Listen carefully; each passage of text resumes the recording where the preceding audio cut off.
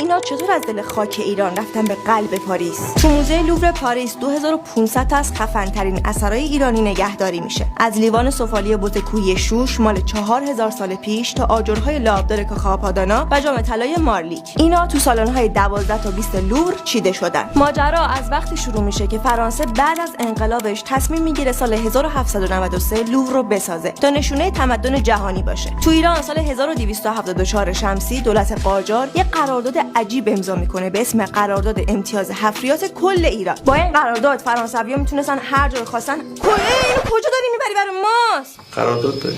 باشه.